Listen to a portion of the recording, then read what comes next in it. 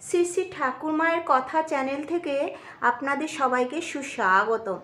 ওং স্থাপকায় চ ধর্মস্য সর্বধর্মস্বরূপিণে অবতার বরিষ্ঠায় রামকৃষ্ণায় তে নমঃ নমঃ। শ্রী শ্রী রামকৃষ্ণ কথামৃত। কলিকাতায় শ্রী ঈশ্বরচন্দ্র বিদ্যাসাগরের সঙ্গে শ্রী রামকৃষ্ণের মিলন, তৃতীয় পরিচ্ছেদ। ঠাকুর শ্রীরামকৃষ্ণ জ্ঞানযোগ বা বেদান্ত বিচার। বিদ্যাসাগর মহাপণ্ডিত। যখন সংস্কৃত কলেজে পড়িতেন তখন নিজের শ্রেণীর সর্বোৎকৃষ্ট ছাত্র ছিলেন। প্রতি পরীক্ষায় প্রথম হইতেন ও স্বর্ণপদকাদি বা ছাত্রবৃত্তি পাইতেন। ক্রমে সংস্কৃত কলেজের প্রধান অধ্যাপক হইয়াছিলেন। তিনি সংস্কৃত ব্যাকরণ ও সংস্কৃত কাব্যে বিশেষ পারদর্শিতা লাভ করিয়াছিলেন। অধ্যবসায় গুণে নিজে চেষ্টা করিয়া ইংরেজি শিখিয়াছিলেন।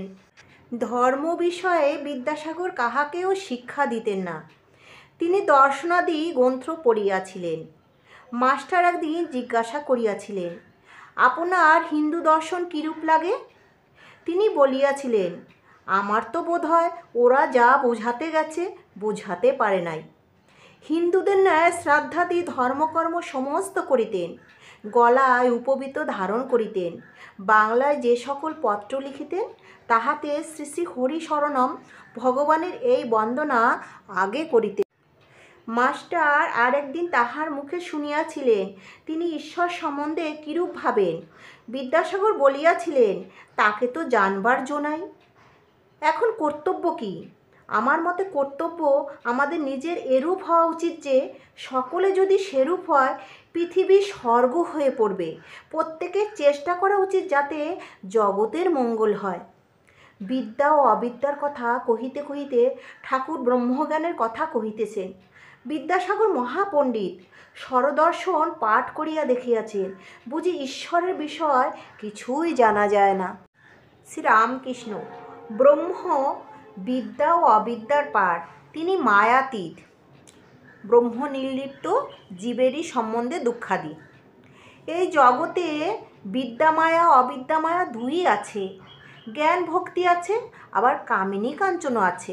সৎ আছে, অসৎ আছে, ভালোও আছে, আবার মন্দও আছে। কিন্তু ব্রহ্ম নির্লিপ্ত, ভালো মন্দ জীবের পক্ষে, সৎ অসৎ জীবের পক্ষে তার ওতে কিছু হয় না। যেমন প্রদীপের সম্মুখে কেউ বা ভাগবত পড়ছে আর কেউ বা জাল করছে, প্রদীপ নির্লিপ্ত। সূর্য শিষ্টের উপর আলো দিচ্ছে, আবার দুষ্টের উপরও দিচ্ছে। যদি বলো দুঃখ পাপ অশান্তি এ সকল তবে কি? তার উত্তর এই যে এইসব জীবের পক্ষে ব্রহ্ম নির্লিপ্ত। সাপের ভিতর বিষ আছে, অন্যকে কামড়ালে মরে যায়, সাপের কিন্তু কিছু হয় না। আজকের মতো এটুকুই। শ্রী শ্রী রামকৃষ্ণ কথামৃত নিয়ে আপনাদের সম্মুখে হাজির হব আবার পরবর্তী প্রচ্ছদে। জয় ঠাকুর, জয় মা, জয় স্বামীজি মহারাজ।